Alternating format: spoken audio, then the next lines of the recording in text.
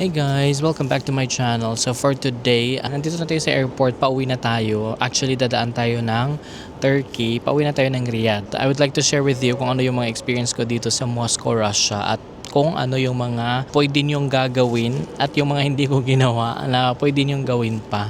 So this is only based on my experience. So let's begin first yung sa visa process. Very easy lang po yung process ng visa sa Russia kasi wala na po siyang lang po lahat at magbabayad ka lang, then in a matter of 4 to 5 days makaka-receive ka na ng approval if ma-approve ka for the tourist visa. Yung ano naman nila is yung visit visa naman or tourist visa nila is a maximum of 30 days yung stay mo dito and single entry yung kanilang mga binibigay, pero sobrang bilis lang, as in walang ka-challenge, walang ang mga documents na marami. So that's for visa process. And then for flight ticket naman ay kailangan mo talaga ng ibang application. Like in our case dito sa Saudi Arabia, meron po kaming Almusafir or Almatar. So meron po yung mga third party na mga applications. Doon ka mag-book kasi like sa Skyscanner, wala pong date na lalabas from Russia. Yung mga may mga Russia like booking.com, wala ka ring makikita sa accommodation for Russia. So talagang i-try mo sa ibang provider. Sa akin is Almatar and Almusafir yung ginamit ko for flight and hotel. So ayun, ano ko na yung accommodation. Almusafir yung ticket and then Almatar yung accommodation ko. Then, yung sa Almatar, makakapag-ano ka din ng mga hostel. May choice ka din naman doon. Hostel or hotel, pwede walang issue doon. Yung currency is kung pumunta ka talaga dito is be sure to have your money in cash kasi yung mga cards po natin ay hindi nagpa-function, as in legit hindi nagpa-function, and then hindi ka makapagbayad. Kailangan mo talagang exchange from real to dollar to rubles. So ang exchange rate naman niya ay in $1 is around 79 rubles at kung real naman 1 real is 21 rubles. Pero mas maganda kung from dollar to rubles. And then yung yung entry ko naman, ang sabi kasi so nakikita ko is matagal daw yung matagal passport control.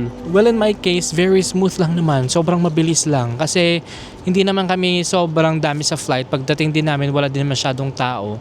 Pagpunta na, pag yung sa akin na, bigay ka lang agad ng yung passport, yung visa, binigay ko din, nag-print out ako. By the way, mag-print out kayo lahat kasi talagang kung i-retrieve nyo sa phone nyo tapos wala ng internet, good luck na lang sa inyo. Kaya kailangan nyo mag-print out. And then, so that's the one good thing na kailangan nyo i-take note. Mag-print out kayo ng lahat ng mga documents. And then one more thing is, sa pag-entry namin is smooth naman siya. Maganda naman yung pasok namin sa passport control. Una is, bigay ko lang yung passport and then may ginawa lang siyang paper kasi immigration card yun. At huwag nyong walain yung immigration card nyo kasi yun yung gagamitin nyo sa accommodation pag check-in. Tapos paglabas daw dito is hanapin din yung immigration card. Ka lang, thumb mark, picture, pasok na.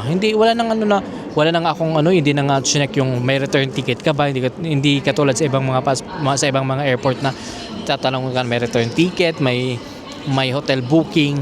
Dito wala na, as in dire-diretso lang.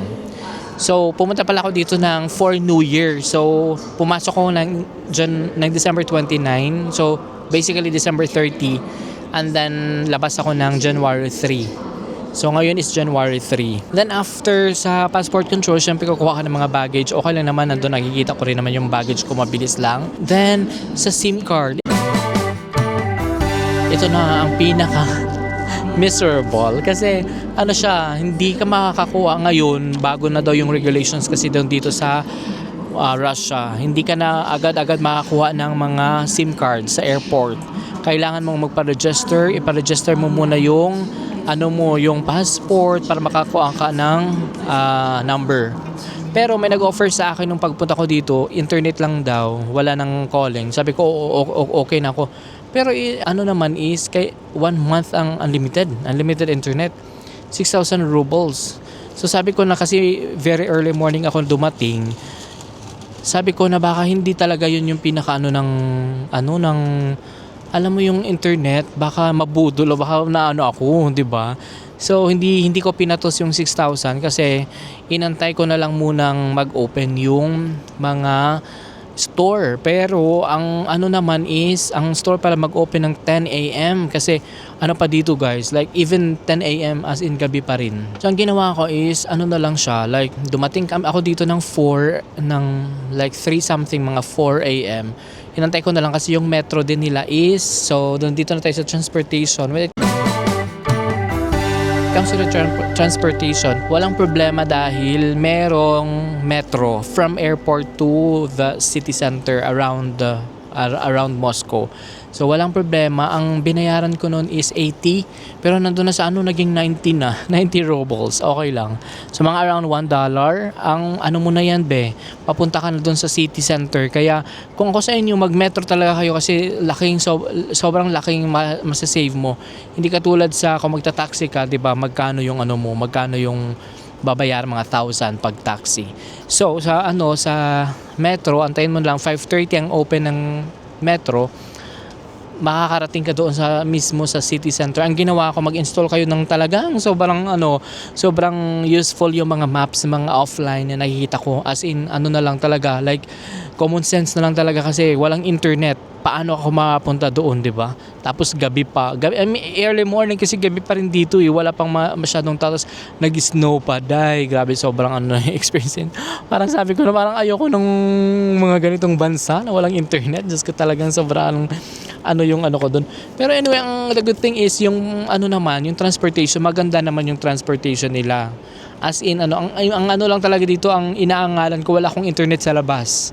Kasi paano ka naman makakaano ng kung saan ka na, 'di ba? Pag nagagala ka, importante talaga internet sa labas. And then yung naman, yung when it comes to transportation, para sa akin okay, maganda, malinis yung mga metro nila. Pero ang pinag-aangalan ko lang talaga when it comes sa map. Kasi syempre hindi mo maano kung saan ka na ba. Yun ang lacking lang talaga. Pero kung may internet na ako supposedly nung dahulan, kasi hindi ako nakakuha talaga ng internet. Nakapag lang ako sa wifi sa mismong hotel. Kahit nga wifi, mag-install ka pa ng VPN para maka-access ka ng mga Facebook and everything. Super ang daming restrictions pero okay lang naman. Naman siya, kaya naman. Enjoy mo na lang kung anong meron, kung anong available. Then sa tourist destination naman, ang pinaka nagustuhan ko dito is talagang akala ko like, 'di ba ang impression natin is pag Russia talaga, alam mo yung parang ang akala ko is hindi siya pero the good thing is talagang dito ko na feel yung Christmas, as in sobrang daming display ng mga Christmas trees, sobrang daming mga related sa Christmas na mga kahit yung mga streets nila may mga decorations, may mga talaga. Ang decorations nila as in bongga, hindi yung decorate ka, lagay ka lang din ng as in sobrang na-impress talaga ako dito sa sa Russia when it comes sa kanilang decorations na talagang ma-feel mo yung Christmas, as in super. Ang ang pinuntahan ko naman yung Kremlin, yung Red Square kasi yun yung malalakad malapit sa hotel ko. Tapos pinuntahan ko na lang din yung ibang yung ano pa ba yung napuntahan ko? Umikot lang kasi yung yung malapit lang doon. Marami din naman mga magaganda. Kaya yung mga picture ko, mga Christmas tree yung kadalasan. Meron akong yung station na Park Pobedi. So para siyang yun daw yung parang sa sa Riyadh CAFD, yung financial district, or yun yung nandun yung mga yung mga building ng Moscow. Napuntahan ko pero siya be. Ang daming snow, hindi mo makikita yung mga building. Pero as in sobrang dami pang sanang pwedeng mapuntahan pero hindi ko na pinuntahan dahil baka wala tayong Google Map tayo. So ang pinaka ko lang talaga dito is mag-celebrate ng New Year, pero it was just medyo nabudol tayo ng New Year at ipa-flash ko na lang yung video natin. Hey guys, live po tayo ngayon sa Russia, Moscow. Lapit na talaga. Maganon na dahil. Ang dami ng mga tao. Ang mga tao naka-ready na. What is that? Nag-ready na yung mga tao. Ano kayang meron? Maybe ang building? I don't know. Happy New Year!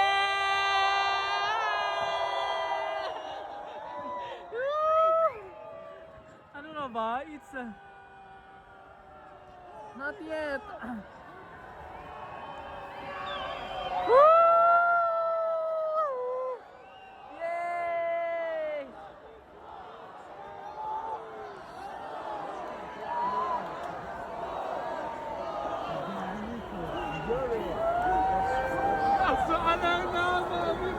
Day, ano to? Alam na.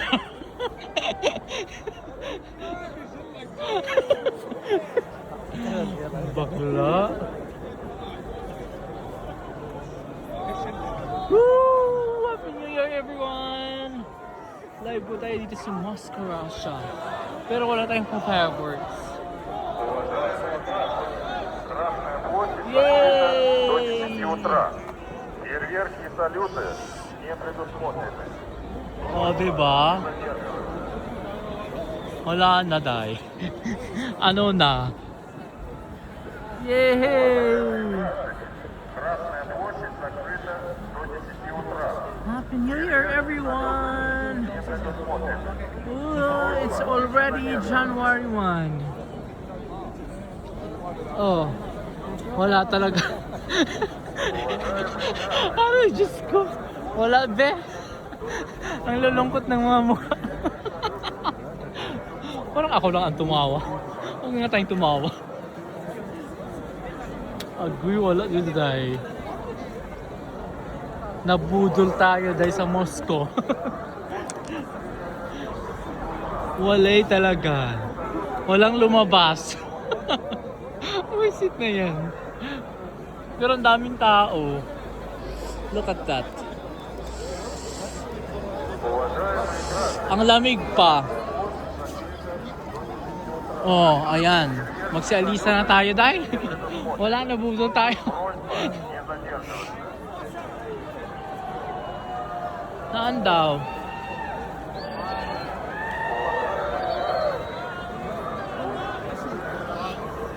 Tayo muna natin, baka wala naman.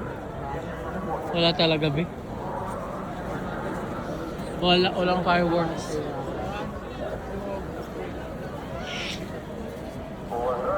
Wala na. Kasi ano na tayo, oh. Was. Walang nangyari. Oh, uwian na. Ay, ang lamig pa. Negative 10. Lamig. Tapos walang nangyari. Walang show. Let's go. Anyway, Happy New Year, everyone! Live po tayo dito sa Moscow, Russia. So, it's 2026. Officially, we're entering 2026. So, let's have a blessed year ahead. And good luck, everyone. God bless you. Live from Moscow. Thank you. Thank you so much. Thank you to Red Square. Bye! Happy New Year! Oh, nandito. Sa likod natin yung Red Square. Let's go. General, okay lang naman kasi talagang gusto kong maiba din. I mean, nag-New York tayo last year, Moscow tayo ngayong taon. So, I don't know kung saan tayo magse-celebrate in the next year. Hopefully, bongga pa rin. So, ngayong taon ay okay siya, bongga din naman. Para sa akin, na-relax din naman ako at nag-enjoy din naman ako.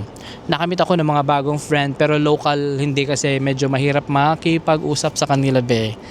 So, yung people, yung sa mga tao naman dito ay, ang observe ko is, okay naman sila pero it was just, siguro sa communication, okay naman yung mga, hindi ako naka-feel ng mga like discrimination. Pero, ang ano doon is, medyo ano naman siya, medyo mahirap yung communication kasi hindi kayo nagkakaintindihan kung konti ang English, yung iba walang English. Yung hostel din namin, hindi ko talaga ma-recommend kasi basta hindi siya for tourist na Diyos ko, nakakainis. Yung mga places naman dito is, guys, maganda ang Moscow in general, maganda talaga. Like, for me, naglalakad nga ako ng madaling araw, very safe. Naglalakad ako ng madaling araw, like kumain ako like mga January 1 ng gabi, papa January 2 na. Tapos yung food, ipapakita ko sa inyo yung food, sobrang sarap, like hindi foreign yung taste nila sa atin. May order din tayo na parang Sesame daw to eh. Pero bakit mainit? Dumating na din ang ating soup dahil hindi tayo nakakakain ng ano. First meal natin in 2026. May pa-soup. Ay, bakit may pagano parsley? Yan siya ba?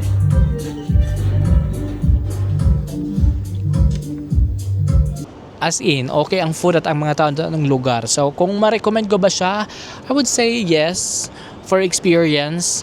Pero mas maganda sana kung merong internet para makakapunta ka talaga sa ano kasi kung wala ka kasing internet at wala kang number, hindi ka makabook ng taxi.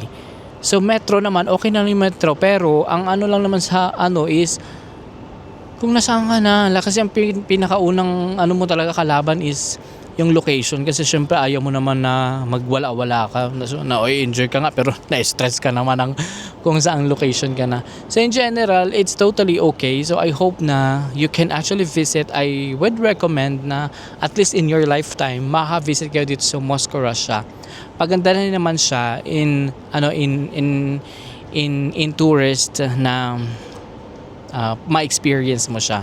So yeah, mabilis lang din naman yung kanyang visa process. So I hope you learned something out from this video.